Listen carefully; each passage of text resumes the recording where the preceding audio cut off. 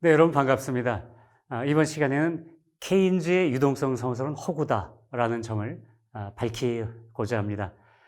교재로는 2편입니다.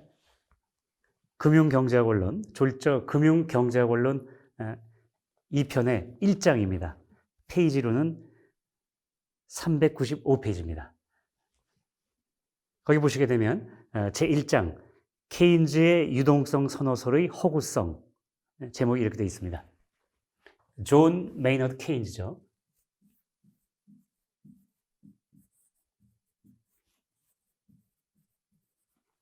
존 메이너드 케인즈. 불세출의 경제학자입니다. 불세출의 경제학자 존 메이너드 케인즈. 저의 정신적인 스승입니다. 이 케인스의 양대 이론, 우리가 흔히 말하는 케인즈 경제학의 양대 이론, 양대 축은 그 첫 번째가 유효 수요 이론입니다. 유효 수요 이론, 유효 수요 이론. 이것은 성격이 국민소득 결정 이론입니다. 국민소득 결정 이론. 여러분 다 아시는 이론이죠. 그 다음에 두 번째가 이제 오늘 거론하고자 하는 유동성 선호설입니다. 유동성 선호설. 영어로는 liquidity. 유동성은 liquidity죠. liquidity preference. 선호가 preference죠. preference theory. 처음에는 hypothesis였는데요. 가설이었는데 이제 경제학에서는 이미 이게 1936년에 나왔으니까요. 70년 하고 80년 가까이 되려는 그런 이론이죠. 이제 이론입니다. theory입니다. 이것은 성격이 이자율 결정 이론입니다. 이자율 결정 이론.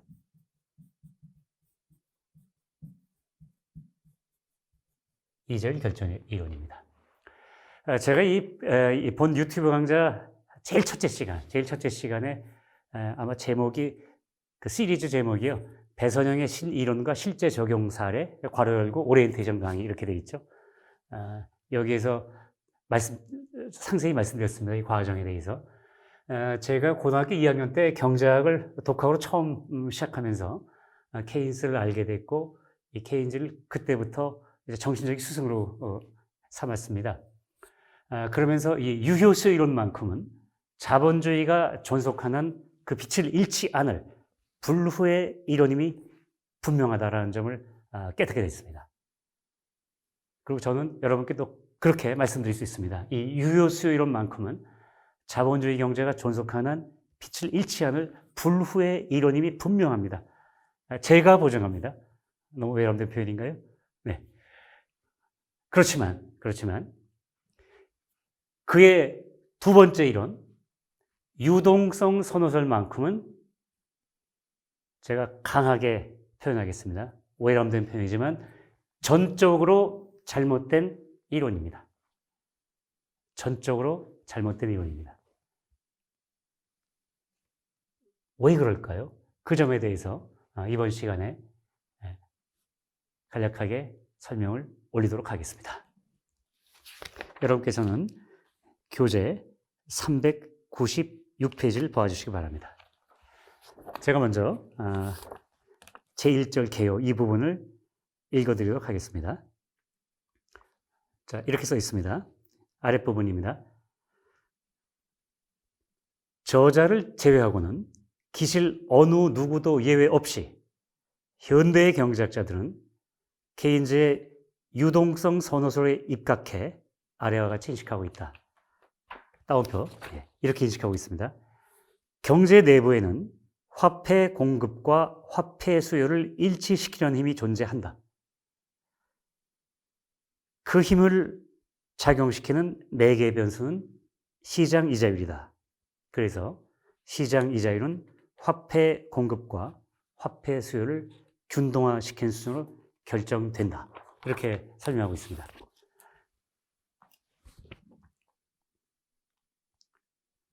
여러분께서 다 아시는 말씀이죠. 이야기죠. 그래프로 설명드리게 되면요. 기존 경제학자들은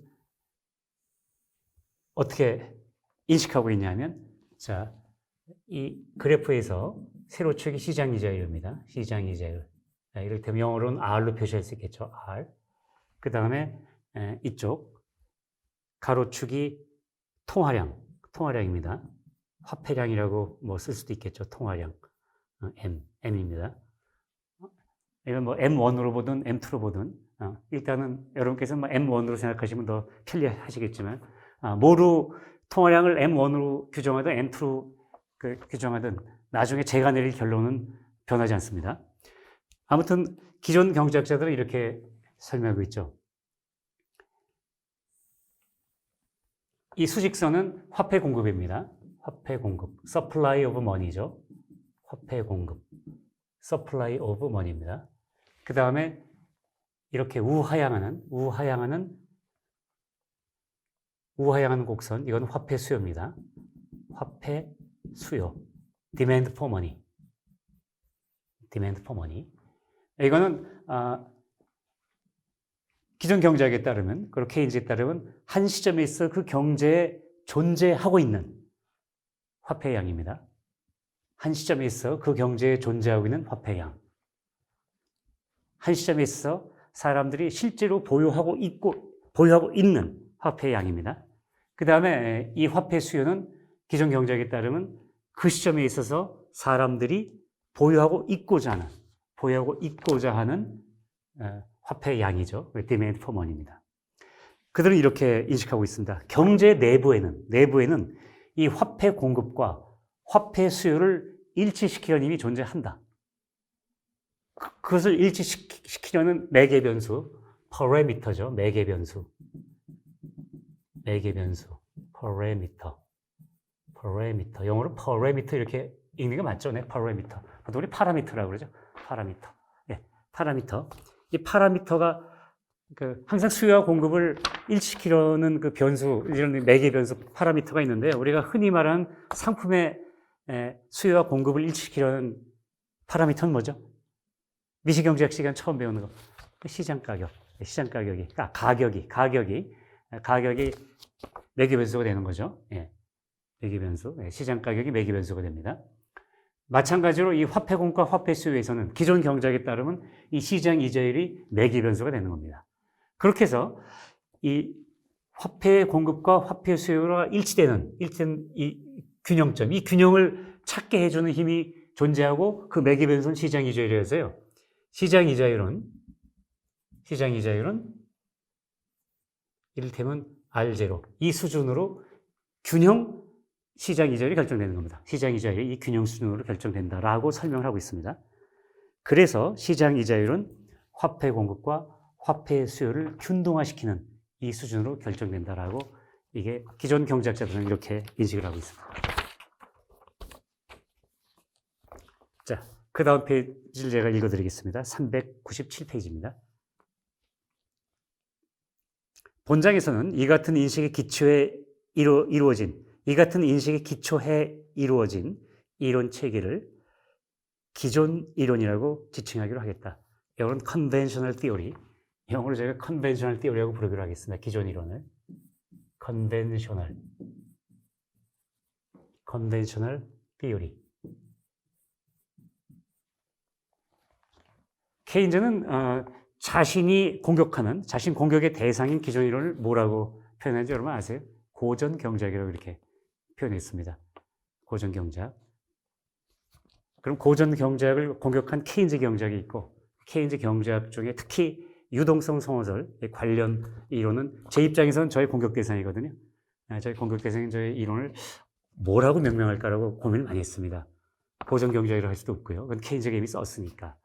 그러면 기존의 이론 할 때 기존이니까 올드 티오리, 이것도 좀 그렇고, 그래서 제가 영어로는 컨벤셔널 티오리라고 쓰기로 했습니다. 컨벤셔널 그러면 전통을 개선한다는 의미도 있고, 또 다른 한편은 뭔가 인습적이다 이런 뜻도 있는 거죠. 그래서 저는 기존 이론을 제가 공격하고자 하는 기존 이론을 이렇게 컨벤셔널 티오리라고 영어로는 표현하기로 했습니다. 자, 그렇다면 저자는 도대체 어떻게 인식하고 있다는 것일까? 독자 여러분께서는 궁금해지실 것이다. 저자는 1983년 이래 다음과 같이 주장해왔다. 정확한 날짜까지 제가 말씀드리면 1983년 1월 23일 날 제가 불현듯 깨달음을 얻었습니다. 그때부터 전 다음과 같이 주장해왔습니다. 현실의 경제에서는 화폐 공급과 화폐 수요가 일치한 일이 결단코 일어날 수 없다. 이런 게 결단코 일어날 수 없습니다. 이런 것은 결단코 일어날 수 없습니다. 따라서 시장 이자율이 화폐 공급과 화폐 수요를 균등화시키는 수준에서 결정된다는 이 주장은, 시장 이자율이 이렇게 결정된다는 이 주장은 완전한 허구입니다. 완전 허구입니다. 허구. 영어로 말하면 픽션이죠. 픽션입니다. 리얼리티가 아니고 픽션입니다. 픽션인 겁니다. 허구입니다. 시장 이자율의 결정은 저자의 새로운 이론에 의해서만 올바르게 설명될 수 있다. 이게 저의 주장입니다. 시장 이자율은 저의 새로운 이론에 의해서만, 나중에 말씀드릴 이름을 유량자금설이라고 붙였습니다. 저의 유량자금설에 의해서만 올바르게 설명될 수 있습니다.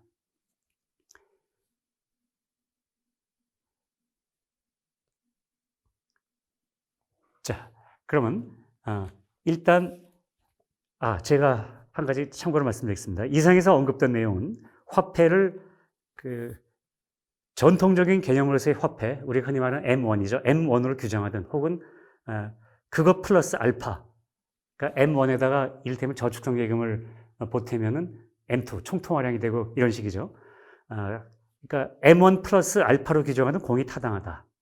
이를테면 화폐를 알파가 포함되지 않는 통화로 규정하든 혹은 저축성 예금이 알파로 포함되는 총통화로 규정되든 말이다. 일단 이제 지금부터 저는 논의 일관성을 기하기 위해서, 결론은 마찬가지지만 여러분의 이해를 돕기 위해서 이제 화폐를 M1 개념으로 규정하고서 이론을 설명을 올리도록 하겠습니다. 그 다음 페이지를 봐주시기 바랍니다. 그 다음 페이지는 제2절입니다.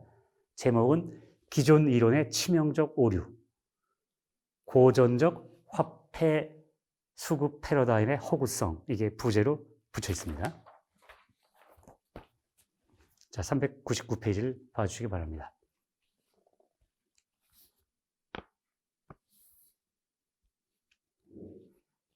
기존 이론에서는 아까 말씀드린 것처럼 이렇게 얘기하고 있습니다. 경제 내부에는 다음과 같은 힘, 즉 화폐 공급과 화폐 수요가 괴리하고 있을 때에는 양자를 일치시키려 하며, 양자가 일치하고 있을 때에는 그 상태를 지속시키려는 힘이 존재한다. 다시 한번 기존 이론은 이렇게 설명하고 있는 거죠. 이거 제가 X자 써서 대단히 죄송합니다. 다시 제가 지우고 설명을 드리겠습니다. 기존은 이렇게 설명을 하고 있죠. 이게 시장 이자율이고, 제가 엑셀 너무 크게 그려가지고 제가 다시 또 쓰게 되네요. 네. 이게 화폐 공급입니다. 화폐 공급. 그리고 이게 화폐 수요입니다. 화폐 수요. 그건 기존 경제학이 말하는 균형 수익이죠. RE, R 다시, R2 다시, R 더블 프라임, R 프라임으로 되어 있죠. 그러니까 기존 경제는 어떻게 설명하고 있냐면, 만약에 시장 이자율이 R 다시 수준에 있을 때는 화폐 수요가 이만큼이고 화폐 공급이 이만큼이기 때문에 이 화폐 공급이 많은 거죠. 초과분의 화폐가 존재할 때는 시장 이자율을 하락시키는 힘이 존재하고, 그 다음에 그 반대의 경우에는 이제 화폐 수요가 많고 화폐 공급이 조금입니다. 이럴 경우에는 초과 수요가 있어갖고 그 초과 수요가 시장 이자율을 상승시키는 압력으로 작용해서 결국은 이것과 이것을 일치시키는 힘이 존재한다는 거죠. 예, 시장 이자율이 매개 변수의 역할을 하는 겁니다. 그래서 이 시장 이자율이 R2의 수준에 있을 때는 이 양자를 일치시키는 힘이 일치하고 있을 때는 이 상태를 지속시키는 힘이 존재한다, 이렇게 설명하고 있습니다. 그래서 양자가 일치한 상태, 즉 이른바 화폐 시장의 균형 상태는 성질상 적어도 논리적으로는 얼마든지 실현 및 유지될 수 있다. 이렇게 설명하고 있습니다. 이것을 저는 편의상 고전적 화폐 수급 패러다임이라고 이름을 붙이기로 하겠습니다. 고전적 화폐 수급 패러다임.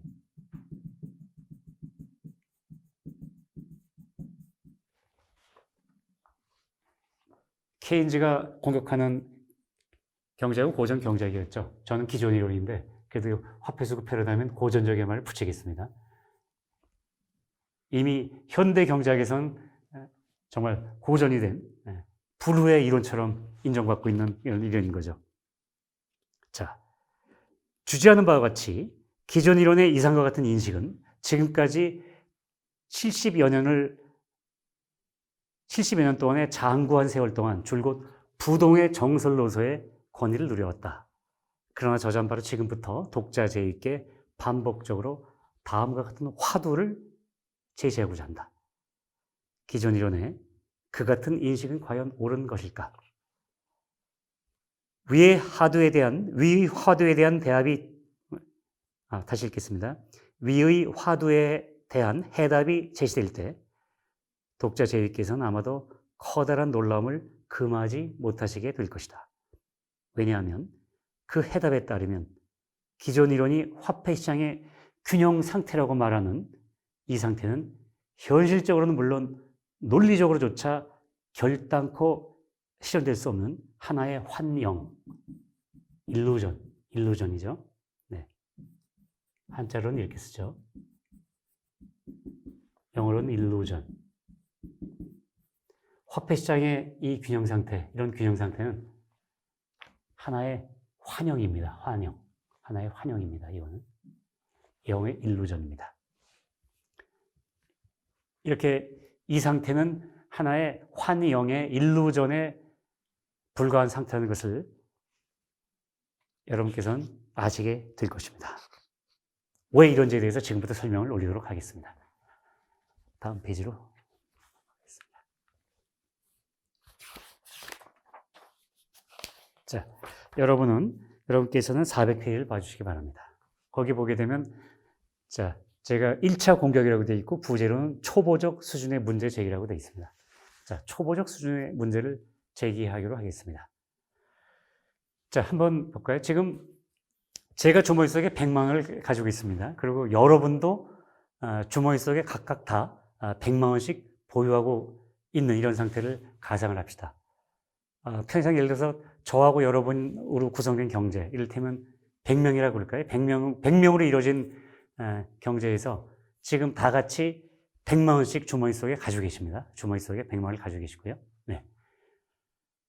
그 다음, 저는 지금 100만 원을 보유하고 싶어 합니다.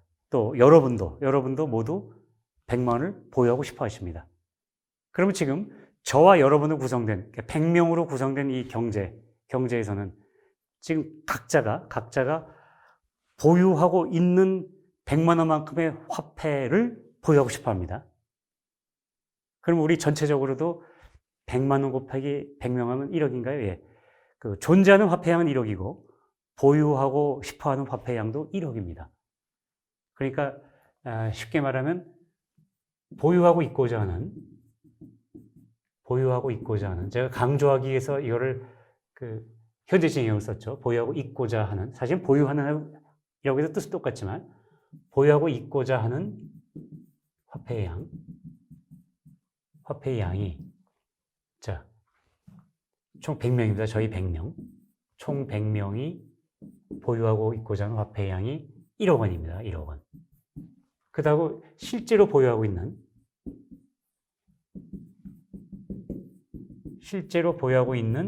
화폐 양도 물론 1억 원이죠.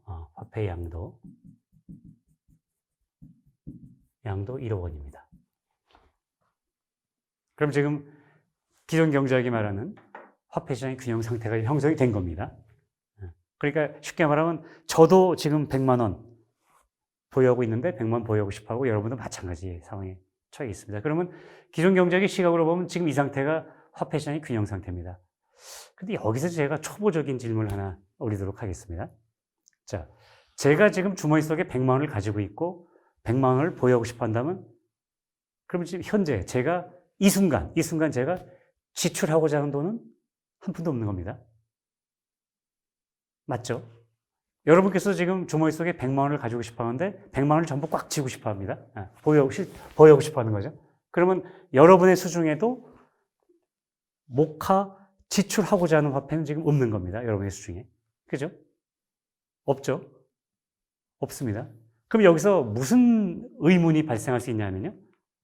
그러면 우리가 이 현실의 경제는 화폐 경제고 화폐 경제에서는 매번의 어떤 거래마다 화폐가 지출돼야 되거든요.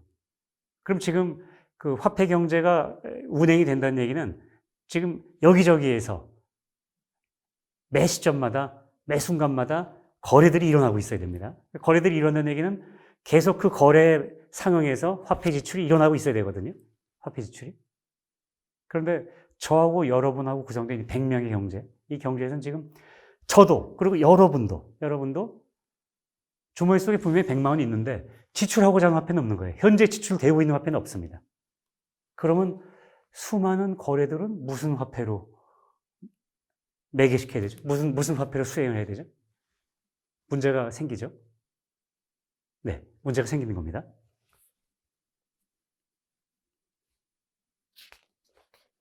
제가 읽어드리겠습니다.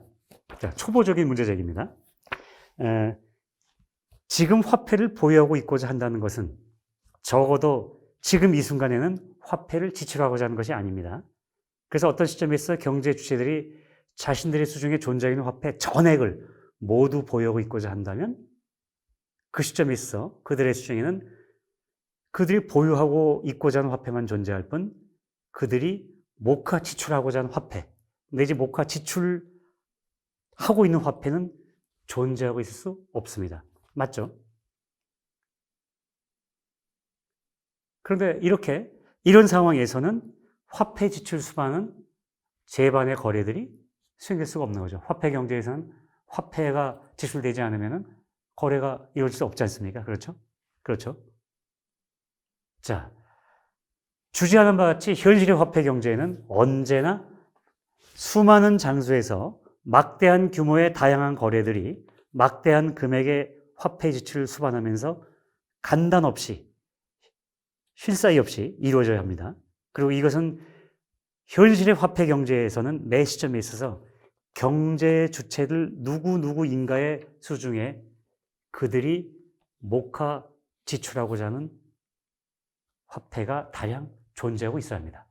지금 저와 여러분의 수중에는요, 쉽게 말하면 100만 원이 아니고, 이를테면 저는 100만 원을 보유하고 있지만 50만 원만 보유하고 싶어 하고 나머지 50만 원을 지출하고 싶어 하는 이런 상황, 그 지출하고 있고 하고 싶어 하는 그런 상황이 현실에 맞는 상황이죠. 그렇게 돼야 되는 거죠. 그렇게 안 될 때에는 경제는 올스톱합니다. 화폐 경제는 올스톱합니다.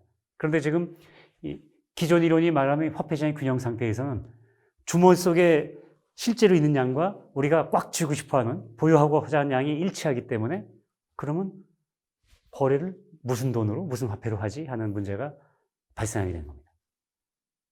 이게 첫 번째 초보적인 질문입니다. 초보적인. 예.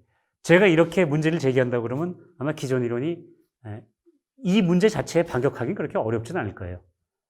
그런데 일단 여러분들께서는 경제학을 공부하실 때 특히 케인즈의 이 화폐 이론이죠. 케인즈의 유동성 선수를 공부하실 때 사실 첫 시간에 이런 의문을 가지셨어야 합니다. 그 전에 이미 많은 경제학 교수님께서 당신들도 경제학을 케인즈의 이 유동성 선수를 공부하실 때 의문을 가지셨어야 되고 첫째. 두 번째로 지금 학생들을 가르치실 때에도 학생들한테 이런 의문을 가져보라고 말씀을 하셨어야 그게 옳습니다. 그러나 저 때도 그랬고 제가 학생 때도 그랬고 또 지금도 이 강의 시간 말고는 저의 강의 시간 말고는 아마 이런 의문을 제기를 하시는 교수님 또 제기하는 학생들도 안 계실 겁니다.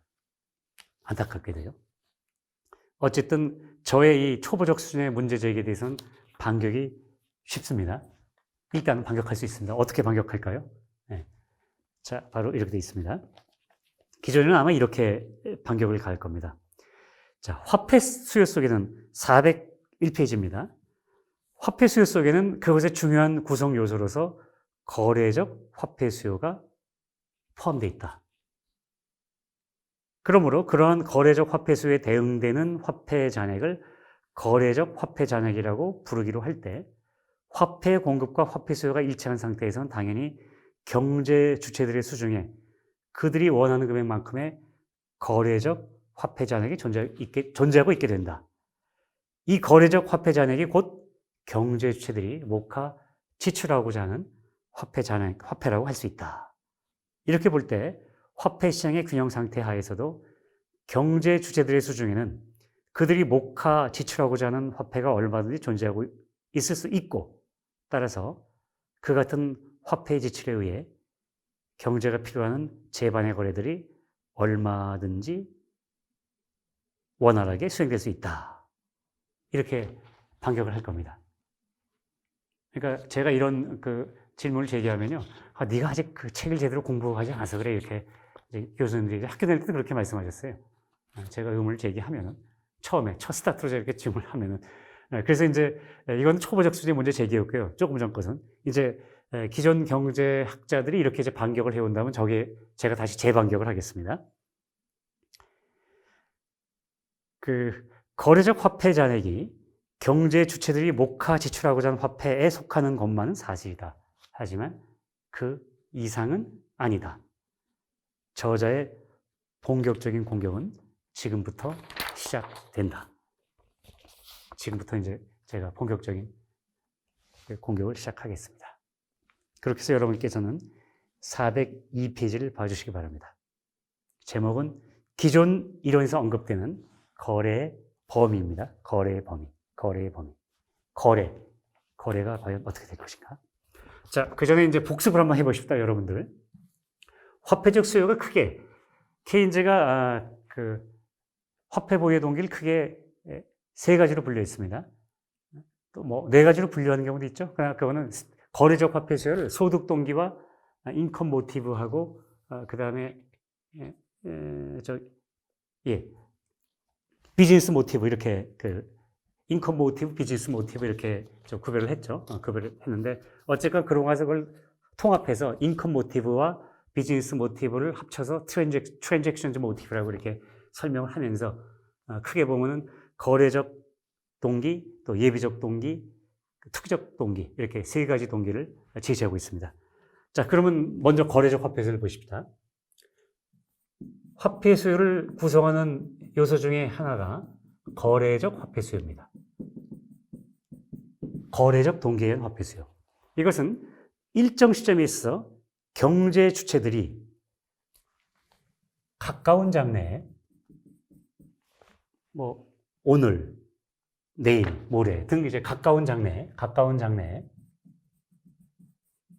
거기 써 있는 그대로입니다. 가까운 장래에 사전에 예정 또는 예상된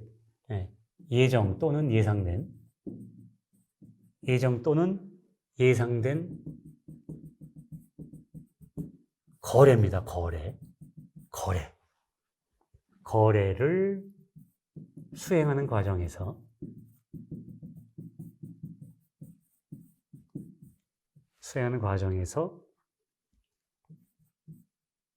지급을 행하기 위해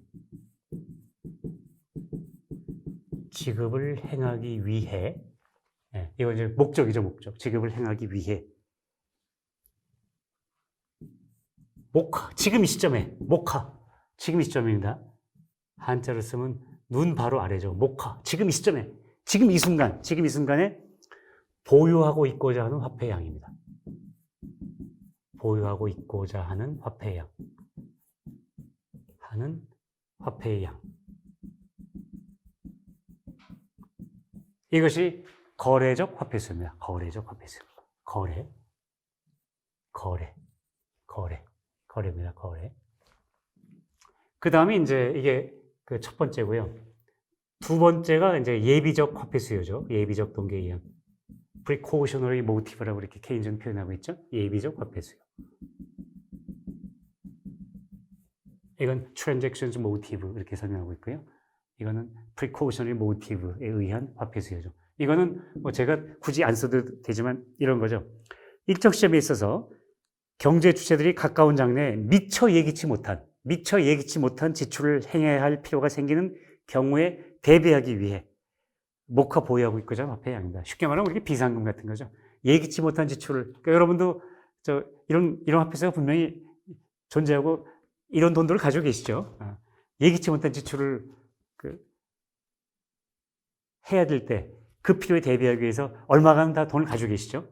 현금을 가지고 계실 수도 있고, 또 우리가 카드 들고 가신 분들은 요구불 예금으로, 이전가는 요구불 예금으로 보유하고 계실 수 있는 거죠. 예비적 화폐수요. 이건 안 써드리겠습니다. 비상금 같은 거니까. 3번이 이제 투기적 화폐수요. 투기적 화폐수에 대해서도 잘못 알고 계신 분들이 많기 때문에, 교수님들 포함해서요. 잘못 알고 계신 분들이 많기 때문에 제가 이건 또 정확하게 써드리겠습니다. 일정 시점에 있어서 경제 주체들이 앞으로의 상당한 기간에 걸쳐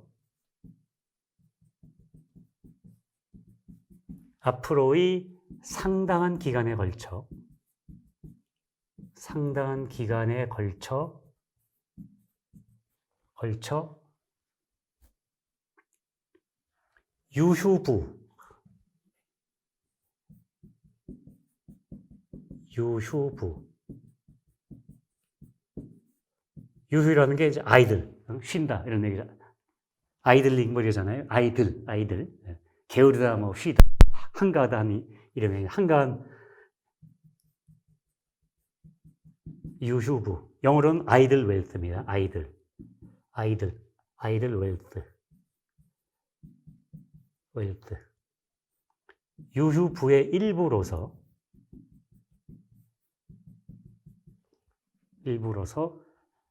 지속적으로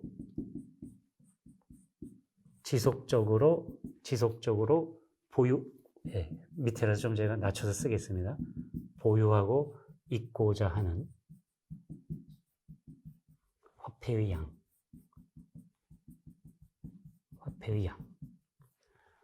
이게 투기적 화폐 수요의 올바른 정의입니다. 여러분, 투기적 화폐 수요는요, 투기하기 위해서 보유하는 화폐 수요, 이렇게 이해하시는 분들도 많으신데요. 그런 거 아닙니다.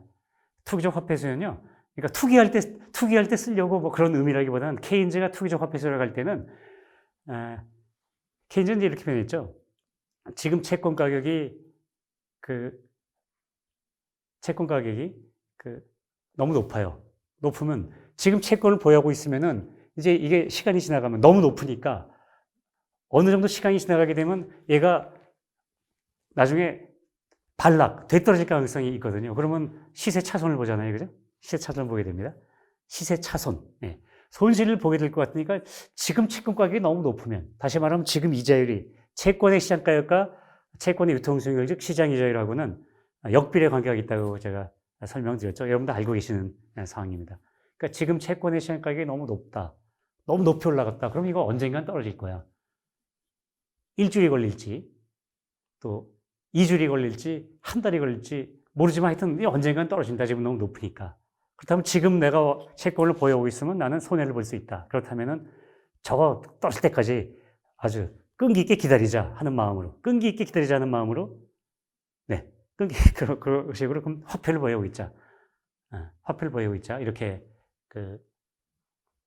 설명을 하고 있습니다. 그런 의미의 화폐 수요를 투기적 화폐 수요라고 부르는 겁니다. 그래서 케인즈가 거래적 화폐 수요나 예비적 화폐 수요를 할 때는요, 케인즈의 제너럴 티오리 원본을 읽어보게 되면 디맨드 포 캐시라는 표현이 자주 나와요. 캐시.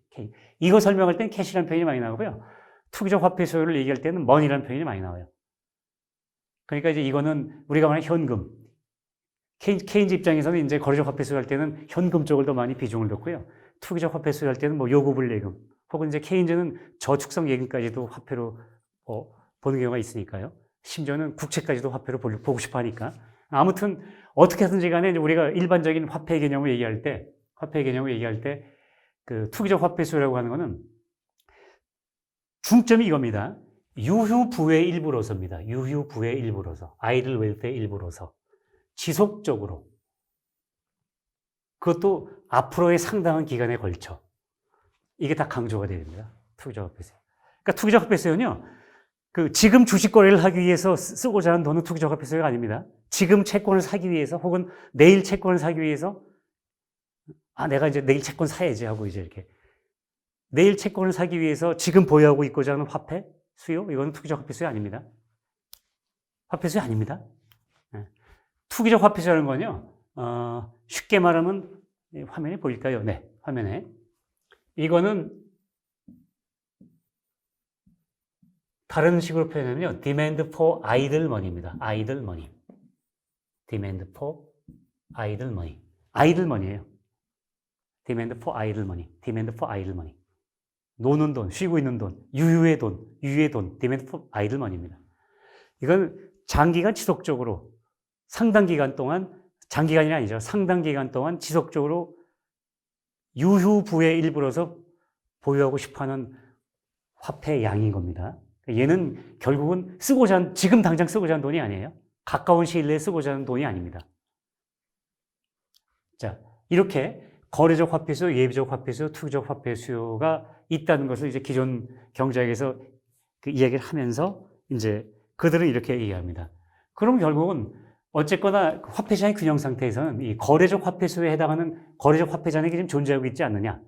이 거래적 화폐 잔액으로 이 잔액들을 저도 가지고 있고 여러분도 가지고 계십니다. 예를 들어서 거래적 화폐 잔액이 50원이라 그럴까요? 그럼 저도 100원 중에 50원을 가지고 있고 여러분 다 50원을 가지고 있습니다. 그리고 그 50원은 이 거래적 화폐 수요에 해당하는 화폐죠.